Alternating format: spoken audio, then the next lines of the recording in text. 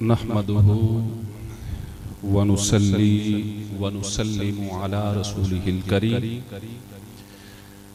अम्मा बअद फ़अऊज़ु बिल्लाहि मिनश शैतानिर रजीम बिस्मिल्लाहिर रहमानिर रहीम अल अहिल्लाउ यौमइज़िन बअदुहुम लिबअदिन अदुव्वुन इल्लल मुत्तक़ीन सदक़ल्लाहुल अज़ीम। इन्नल्लाह व मलाइकतहु युसल्लूना अलन नबी या अय्युहल्लज़ीना आमनू सल्लू अलैहि व सल्लिमू तस्लीमा। अल्लाहुम्मा सल्लि अला सय्यिदिना व मौलाना मुहम्मदिन व अस्हाबिही व सल्लिम व बारिक। हम्दो सलात के बाद मीरे मजलिस शेख़ी तरीक़त सैयदी व मुर्शिदी व उस्ताजी व मुरब्बी हज़रत साहिबज़ादा प्रोफेसर महबूब हुसैन चिश्ती मुद्दज़िल्लुहुल आली, मुक़्तदर उलमाए किराम, याराने तरीक़त, सामीने ज़ीवकार, मशाइख़े बीरबल शरीफ के उर्स मुक़द्दस की रूहानी तक़रीबात पूरी आबोताब के साथ जारी और सारी है। मुझसे पहले आज दिन को भी और अभी भी आपने बड़े इल्मी और फिक्री खताबात समात फरमाई है और मज़ीद मुझसे बाद भी और कल भी आपने ऐसे ही खताबात मज़ीद समात फरमाएंगे। अल्लाह तबारक व तआला हमें इस दर्स से इल्मी और रूहानी फ़ुयूज़ व बरक़ात हम सबको नसीब फरमाए। यकीनन जो इल्मी और रूहानी खताबात आपने समात फरमाई,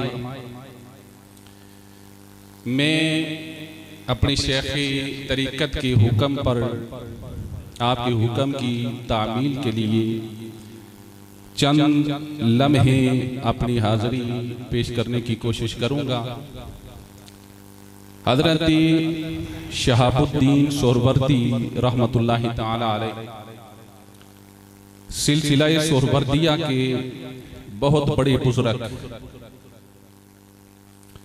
जिन्हें अल्लाह तबारक व तआला ने एक बड़ा इल्मी और रूहानी मकाम अता फरमाया था।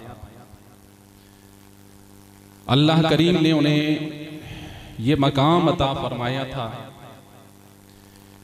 कि हुजूर गौसे पाक रदी अल्लाह ताला अन्हु से उन्हें खिलाफत नसीब हुई। आपकी गोद में बैठना उन्हें नसीब हुआ, लेकिन जिस पीर के वो मुरीद थे सारी जिंदगी उनसे हटे नहीं और उनके मकाम और मर्तबे का ये हाल था कि हजरत बाबा फरीदुद्दीन गंजे शकर रहमतुल्लाहि ताला अलैह जैसी हस्ती भी आपके दस्ते हक पर बैत करने के लिए हाजिर होती है, लेकिन आप उन्हें ये एजाज और ये शर्फ नहीं अता फरमाते।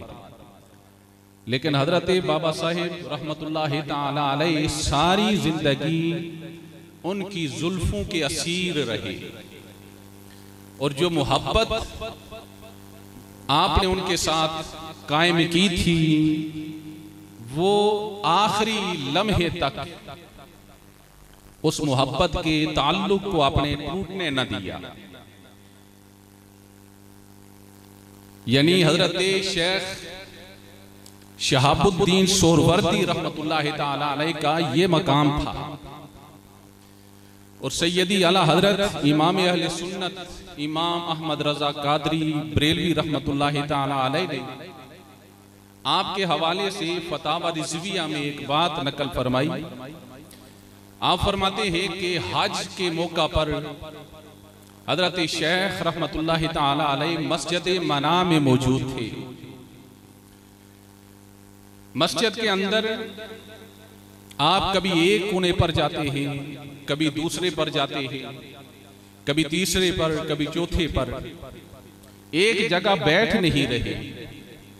सारे लोग बैठे हुए हैं, जिक्र फिक्र के अंदर मशगूल हैं। लेकिन हजरत शहाबुद्दीन सोहरवर्दी रहमतुल्लाहि ताला अलैह मस्जिद के अंदर चक्कर लगा रहे हैं।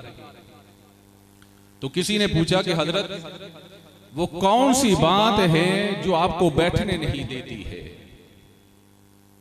तो हजरत शहाबुद्दीन सोहरवर्दी रहमतुल्लाहि ताला अलैह ने फरमाया कि अल्लाह की जमीन पर कुछ बंदे ऐसे होते हैं कि उन पर किसी की नजर पड़ जाए तो अल्लाह उसका बेड़ा भी पार फरमा देता है। तो हजरत शेख फरमाते हैं मैं भी किसी नजर की तलाश में हूं, मैं भी किसी नजर की तलाश में हूं, इसलिए बैठ नहीं रहा, मस्जिद के चक्कर काट रहा। और ये तो बात थी हजरत शहाबुद्दीन सोहरवर्दी रहमतुल्लाहि ताला अलैह की। आला हजरत ने फतावा रिजविया ही के अंदर हजरत सैयदुना ईसा अलैहिस्सलातु वस्सलाम के हवाले से एक बात नकल फरमाई। आप फरमाते हैं हजरत ईसा अलैहिस्सलातु वस्सलाम से किसी ने पूछा कि हुजूर आपने आज तक अपना मकान नहीं बनाया, आपका कोई मुस्तकिल ठिकाना नहीं है, हर वक्त चलते रहते हैं, कभी जंगलों में, कभी बेयाबानों में, कभी सहराओं में, कभी एक जगह कभी दूसरी जगह, तो आप एक जगह बैठ क्यों नहीं जाते? आप अपने लिए मकान क्यों नहीं तामीर कर लेते? हजरत ईसा अलैहिस्सलातु वस्सलाम ने जब ये बात सुनी तो फरमाया कि अल्लाह की इस धरती पर कुछ लोग ऐसे होते हैं कि जिनके कदमों के निशान पर अगर किसी का कदम आ जाए अल्लाह उसका बेड़ा भी पार फरमा देता है। और ये फरमान है उस हस्ती का कि जो खुद नबी भी है, जो खुद रसूल भी है, जो साहिब शरीयत भी है, जो अल्लाह के उलुल अज़्म अंबिया में से है, जो साहिब शरीयत भी है, जो साहिब किताब भी है। अब अल्लाह के नबियों को भी किसी कदम की जरूरत है तो मालूम यह हुआ कि अल्लाह ने उनसे भी ऊपर एक कदम रखा होता है कि जिसकी तलाश में वो हर वक्त रहते हैं। आज हम इस दर पे आए हैं तो हम भी किसी नजर और किसी कदम की तलाश में आए हुए हैं। अल्लाह करीम हम सबको वो कदम और उसकी बरकत नसीब फरमाए।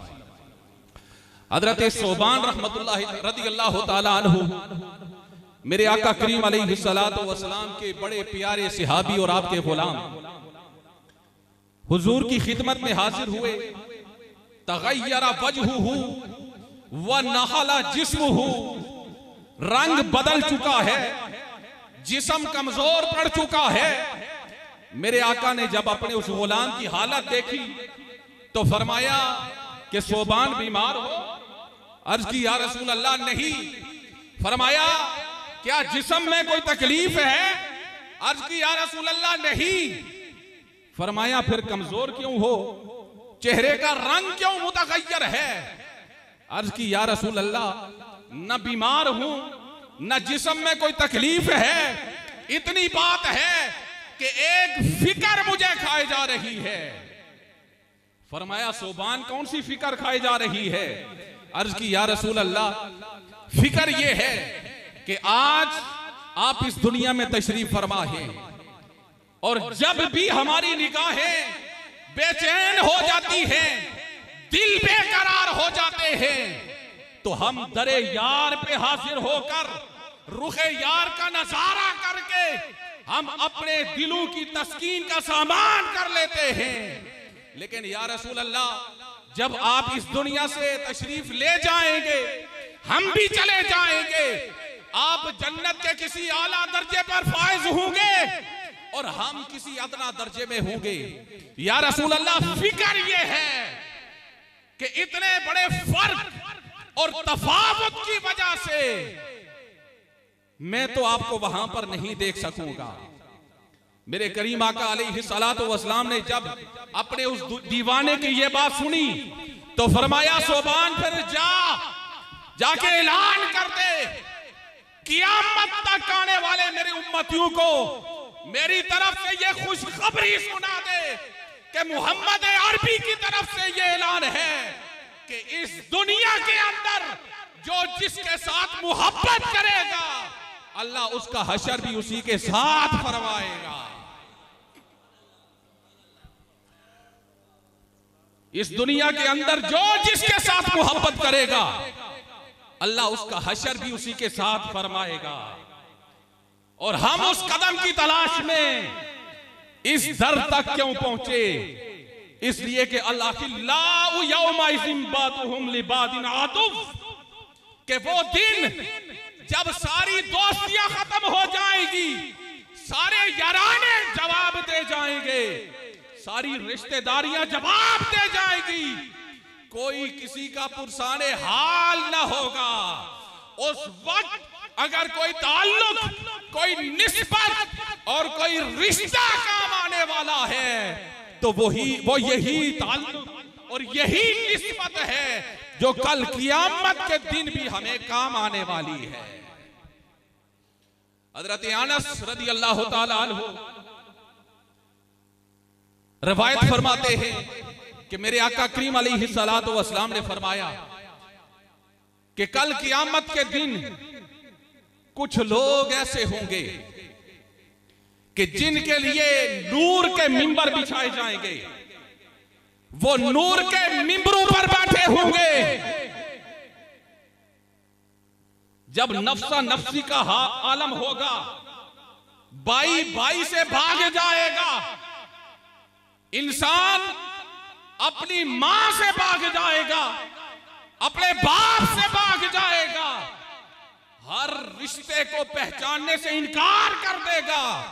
मेरे मुस्तफा ने फरमाया, उस लम्हे भी अल्लाह के कुछ बंदे ऐसे होंगे जो नूर के मिंबरों पर बैठे होंगे, उनके चेहरे यूं चमक रहे होंगे कि लोग उनके चेहरों को देखकर रश कर रहे होंगे, रश कर रहे होंगे कि ये कौन लोग हैं। उनके चेहरों को देखकर सिर्फ आम लोग ही नहीं, अल्लाह के अंबिया भी रश करेंगे, शुहदा भी रश करेंगे कि ये कौन लोग हैं जिनको अल्लाह ने आज ये एजाज अता फरमाया है। अंबिया और शुहदा रश करेंगे। अंबिया और शुहदा से उनका मकाम बुलंद न होगा, रश ये होगा। अंबिया इसलिए रश करेंगे कि अल्लाह ने हमें आज ये मकाम अता फरमाया, तो इसलिए कि हम अल्लाह के नबी थे, अल्लाह ने सारी कायनात पर हमें फजीलत अता फरमाई थी, हमने सारी जिंदगी अल्लाह के दीन की तबलीग में सर्फ कर दी, अल्लाह की हद्दों को कायम करते हुए हमने मुशक्कतें बर्दाश्त की, हमने तकलीफों का सामना किया। इसलिए आज अल्लाह करीम ने हमें ये एजाज अता फरमाया है।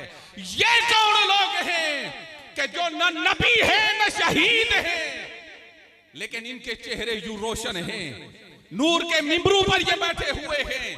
शुहदा रश करेंगे कि हमें अल्लाह ने ये मकाम अता फरमाया, तो इसलिए अता फरमाया कि हमने अपनी जानों के नजराने अल्लाह की रजा के लिए पेश किए, हमने खून के आखिरी कतरे तक अल्लाह के दीन की तबलीग में बहा दिया, इसलिए अल्लाह ने हमें ये मकाम अता फरमाया।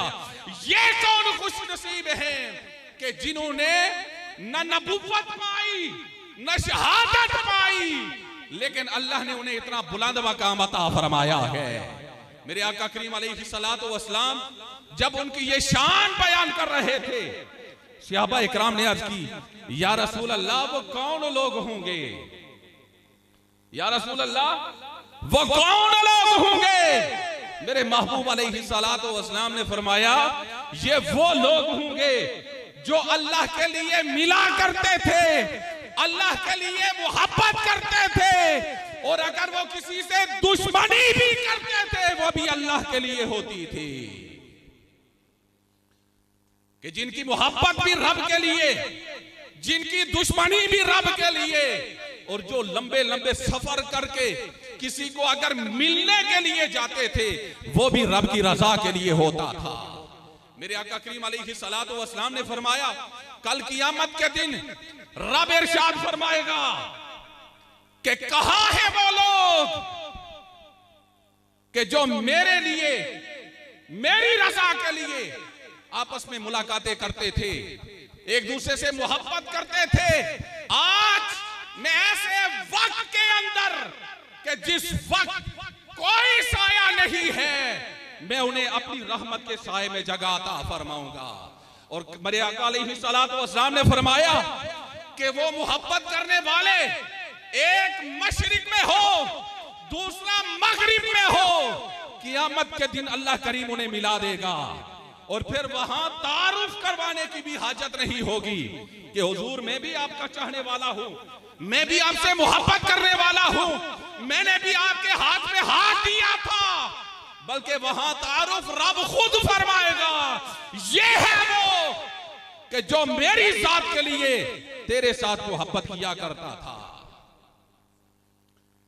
अल्लाह करीम ने हमें जो निस्बत अता फरमाई, इस दुनिया में भी हमें उस पर फख्र है।